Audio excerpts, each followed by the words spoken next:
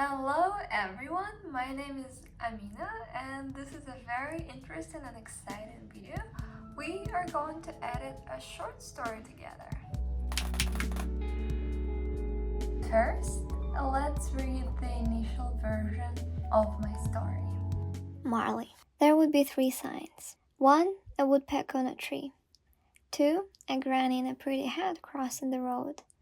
3. A book falls. Marley kneaded these signs carefully into her spell. She had woven herself a little future, of which something like this was the necessary beginning.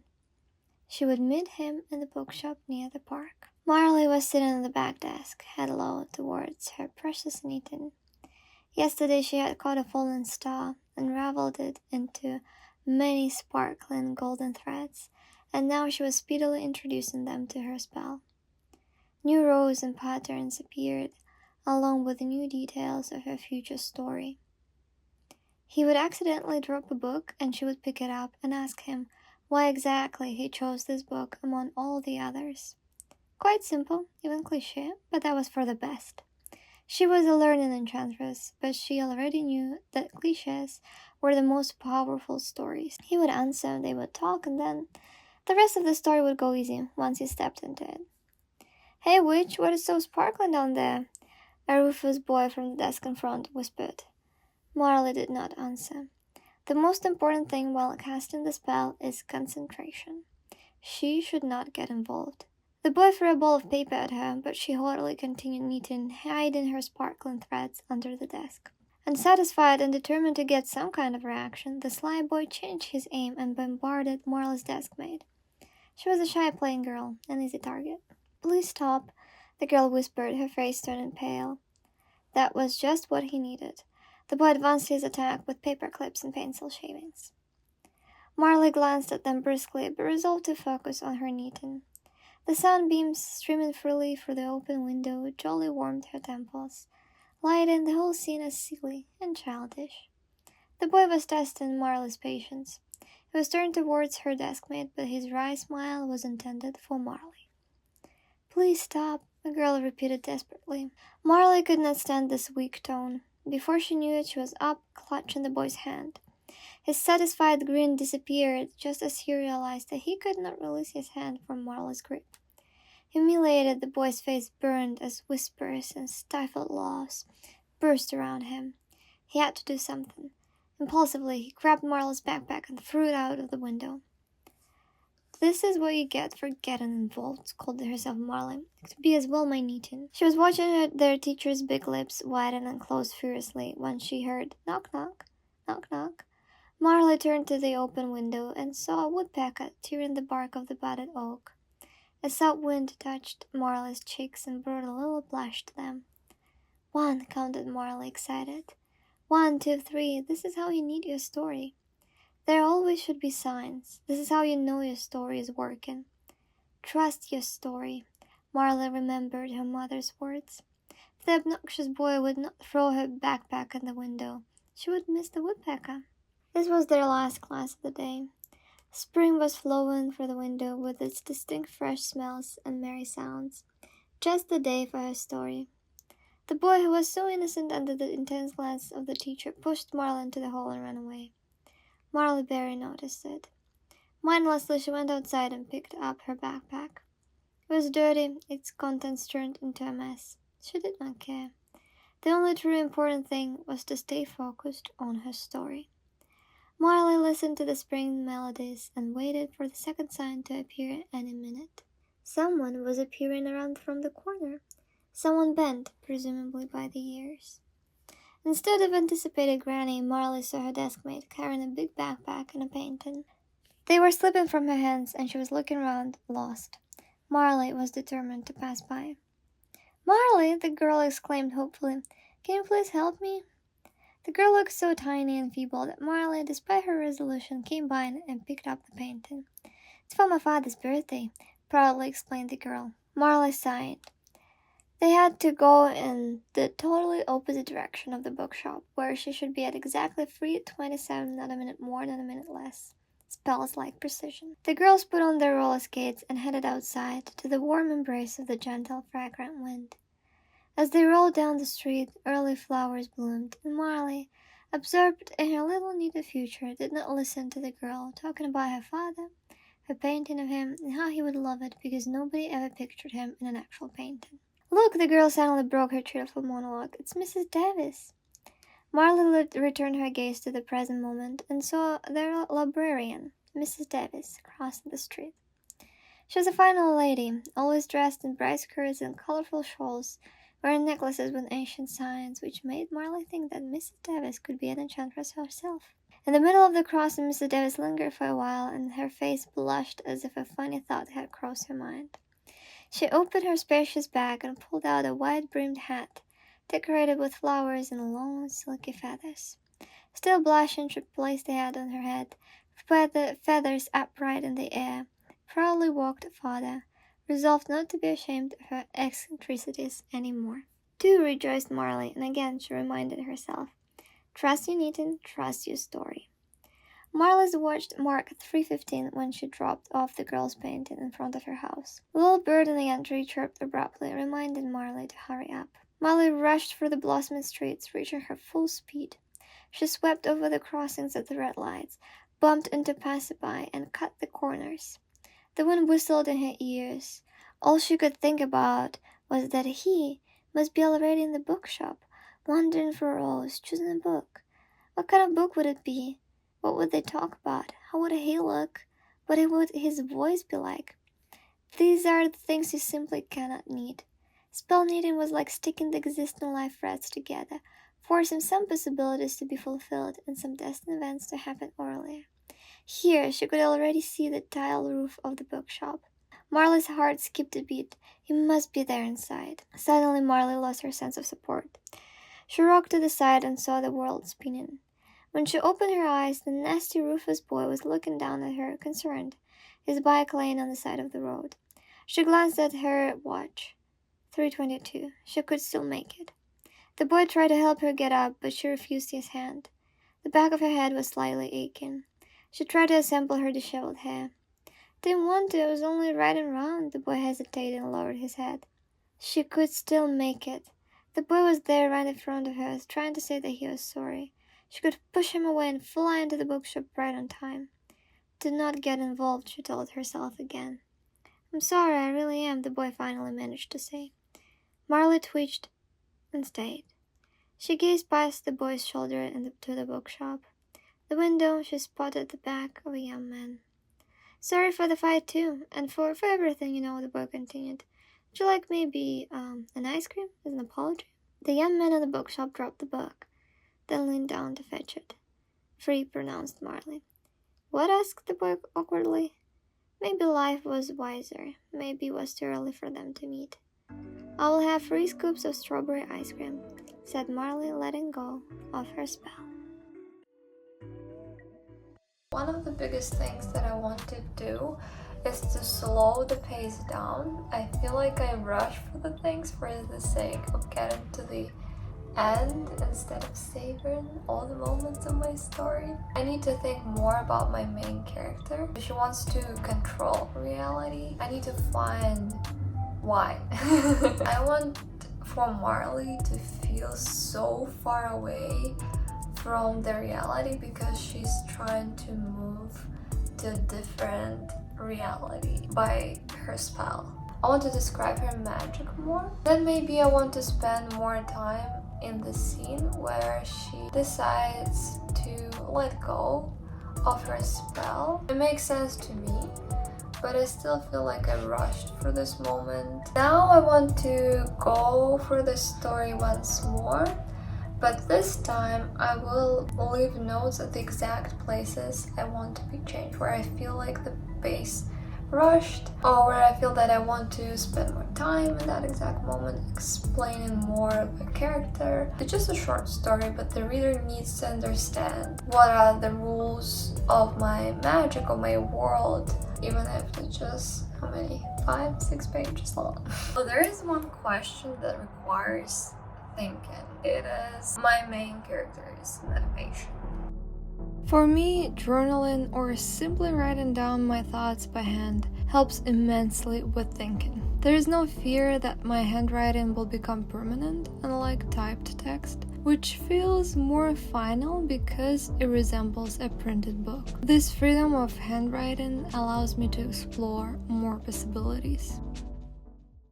I'm just back from the class. During the class, I realized what exactly was off with my piece, and it was point of view and the voice. There's a lot of work with rewriting all of this stuff, and I'll do that tomorrow because right now I'm exhausted. But that was a nice realization. I needed that. The next couple of days I spent rewriting my story, especially those places where I felt that my narration ceased to be third-person limited, turning into third-person omniscient instead. So let me show you an example of what I've already done to showcase how I work with the voice. Marley glanced at them briskly, but resolved to focus on her knitting. The sunbeams streaming freely through the open window jolly warmed her temples, lighting the whole scene as silly and childish.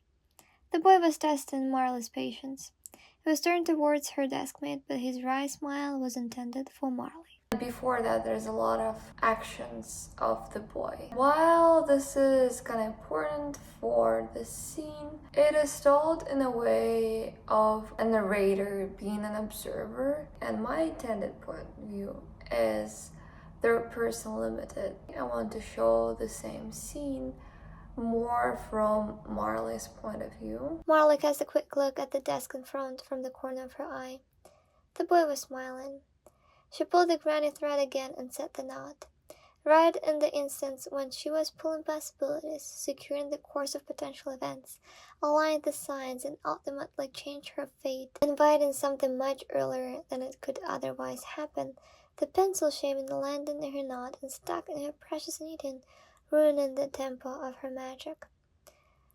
Suddenly, the old reality rushed into her spell, and Marley was painfully aware that she was at school, that it was Thursday, literature class, and that the boy in front was a jerk. So by adding that the boy in front was a jerk, I had a very heavy emotional tint on top of that shows how Marley perceives the boy, and that's what I need. I also checked the beginning and the end of my story, but decided to leave them as they are. There would be 3 signs. 1, a woodpecker on a tree. 2, a granny in a pretty hat crossing the road. 3, a book falls. This beginning is engaging enough for me, as well as the ending of my story. There is a firm character decision in the end that works well in my opinion, and I decided not to add anything more. Sometimes you just need to know where you should leave things as they are. I have to take care of some final edits and I'm done. It is also helpful to read your story aloud. Hearing how it sounds allows you to more clearly notice its flow, the realism of the dialogue, and where transitions might be needed. I think my story is in the place right now where I am satisfied with my edits. Let's read it together and compare the 2 versions. Threads. There will be 3 signs. 1, a woodpecker on a tree.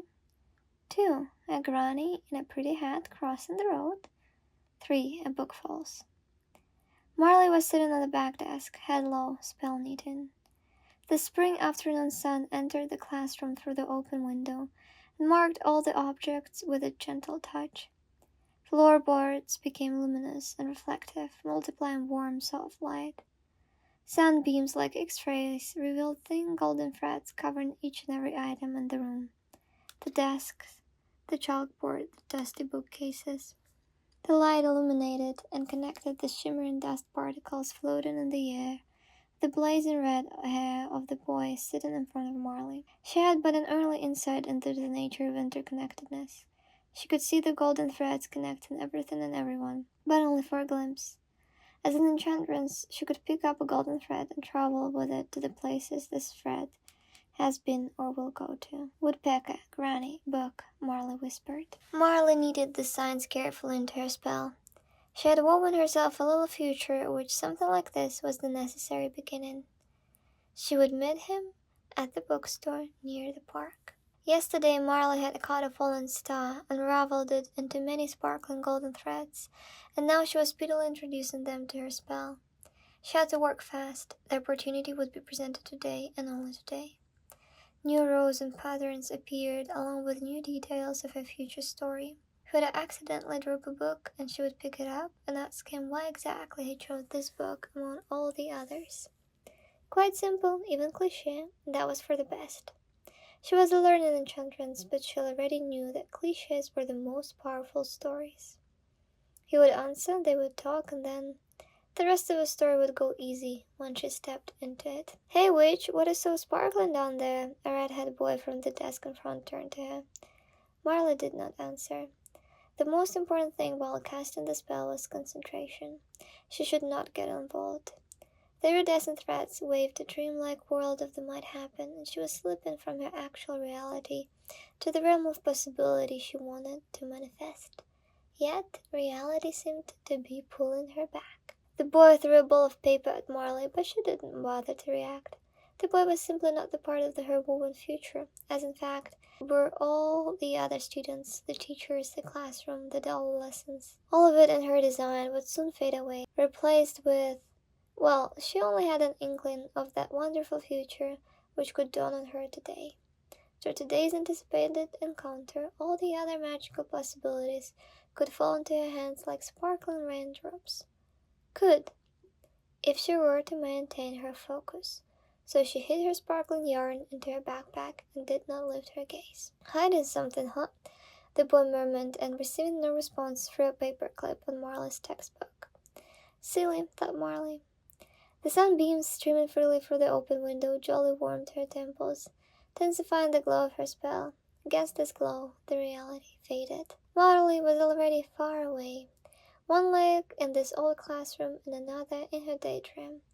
"Woodpecker, granny, book," she repeated to herself. One, the woodpecker would appear at exactly.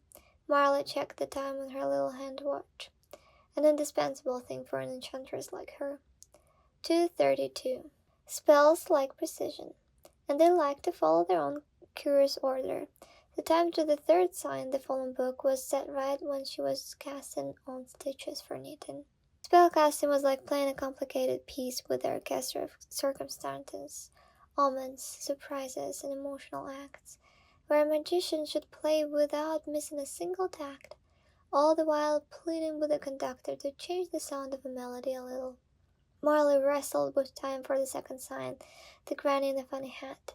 She pulled the thread and secured the knot precisely at— "Please stop," Marley's deskmate, a shy and playing girl, whispered to the boy. Her face turned pale as he bombarded her with paper clips and pencil shavings. Marley cast a quick look at the desk in front from the corner of her eye. The boy was smiling. She pulled the granny thread again and set the knot. Right in the instant when she was pulling possibilities, securing the course of potential events, aligned the signs, and ultimately changed her fate, inviting something much earlier than it could otherwise happen, the pencil shaving landed in her knot and stuck in her precious knitting, ruining the tempo of her magic.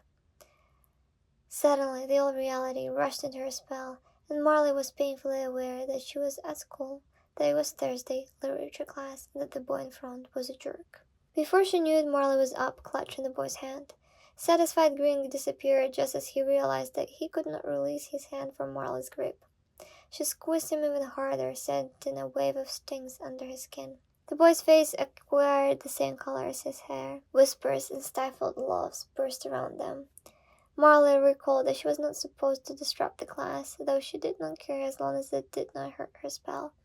Soon this all would be over. Suddenly the boy darted forward, grabbed Marley's backpack, and threw it out of the window. Marley gasped.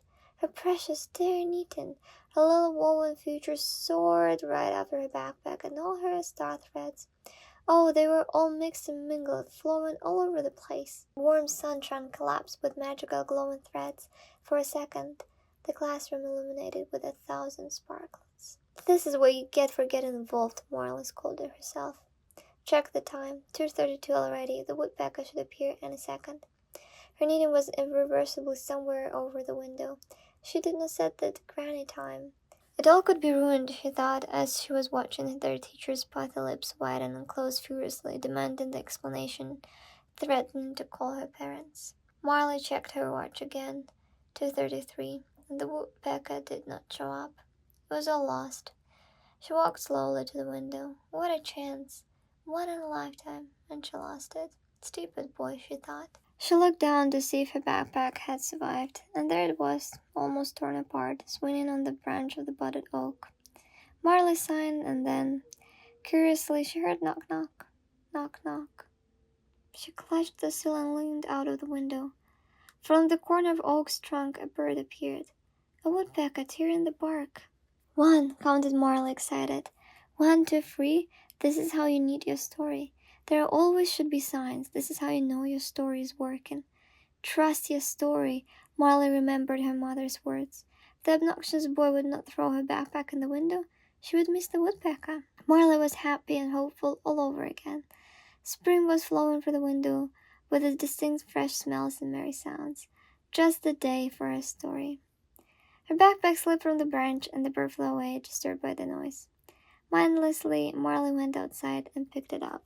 Her spell was a mess, but it did not matter anymore. It was at work already. The only truly important thing was to stay focused on her story. Marley listened to the spring's melodies and waited for the second sign to present itself any minute.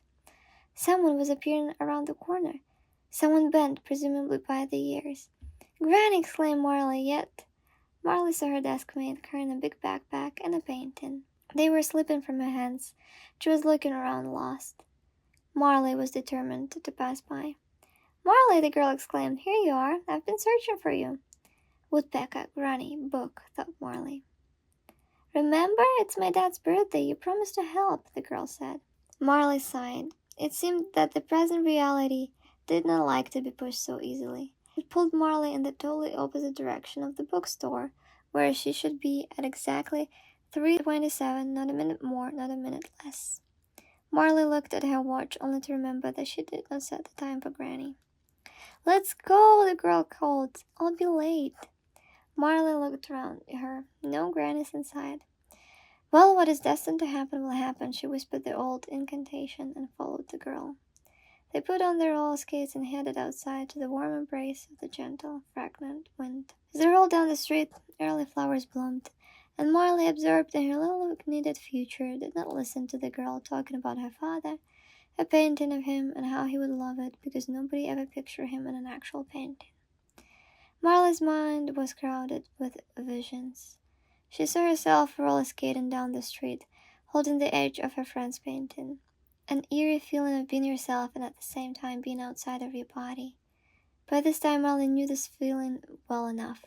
If caught and volumed up, it could turn into premonition or even a glimpse.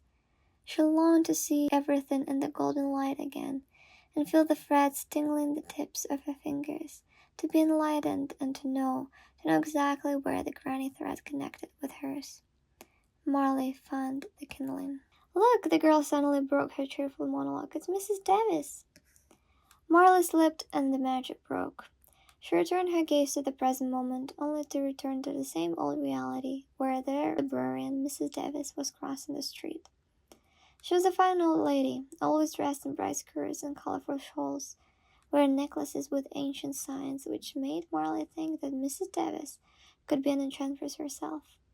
In the middle of the crossing, Mrs. Davis lingered for a while, and her face blushed, as if a funny thought had crossed her mind. She opened her spacious bag and pulled out a wide-brimmed hat decorated with flowers and long silky feathers. Still blushing, she placed the hat on her head, feathers upright in the air, and proudly walked farther, resolved not to be ashamed of her eccentricities any more. The granny, too, rejoiced Marley, and again she reminded herself, trust your knitting, trust your story. She became increasingly happy. All the signs came true. The reality was bent into her will, and she would meet him. Woodpecker, Granny, book. There was still the third, the final sign, but she needed it only to assure that the boy he would meet would really be him. Marley's watch marked 3:15 when she dropped off the girl's painting in front of her house. A little bird in the young tree chirped abruptly, reminding Marley to hurry up. She must be at the bookstore at exactly 3:27, not a minute more, not a minute less. Marley rushed through the blossoming streets, reaching her full speed. She swept over the crossings at the red lights, bumped into passers-by, and cut the corners. The wind whistled in her ears. All she could think about was that he must be already in the bookstore, wandering through rows, choosing a book. What kind of book would it be? What would they talk about? How would he look? What would his voice be like? These are the things you simply cannot need. Spell knitting was like sticking the existing life threads together, forcing some possibilities to be fulfilled and some destined events to happen earlier. She merely pulled his thread closer to her and made a knot. Here she could already see the tiled roof of the bookstore. Marley's heart skipped a bit. It must be there inside. Suddenly Marley lost her sense of support. The world spinned and the horizon line felt at a weird angle. Nasty trick, she thought. When she opened her eyes, she was blinded by the red hair shining as if caught by fire in the sun. Marley squinted. The boy was looking down at her, concerned, his bike laying on the side of the road. She glanced at her watch. 3:22. She could still make it. The boy tried to help her get up, but she refused his hand. The back of her head was slightly aching. She tried to assemble her disheveled hair. I didn't want to. I was only riding around. The boy lowered his head. Woodpecker, granny, book. She could still make it. She could push him away and fly into the bookstore right on time. Do not get involved, she told herself again. I'm sorry, I really am, the boy finally managed to say. Here he was in front of her, a perfect vessel of today's reality that did not want to be something other than it resolved to be today. Did not consent to grant Marley her one little wish. Golden threads were slipping from Marley's fingertips, and the beautiful light, which filled the day with magical possibilities, slowly waned. Marley looked at the boy once again, this time staring straight in his eyes. He was here, he was real, he was sorry. Marley twitched and stayed. It was too late anyway. She gazed past the boy's shoulder to the bookstore. In the window, she spotted the back of a young man. I'm sorry for your backpack too, and for everything, the boy continued. Would you like maybe an ice cream as an apology? The young man in the bookstore dropped the book, then leaned down to fetch it. 3, Marley announced. What? The boy asked. Maybe life was wiser. Maybe it was too early for them to meet. I'll have 3 scoops of strawberry ice cream, Marley said, letting go of her spell. So what do you think? I think it got better. But if you have any other suggestions, feel free to leave them in the comments down below. I will be happy to read them. Also, I'm going to workshop this story. Check out my video sometime in the next week or 2 where I will talk about the feedback that I will receive.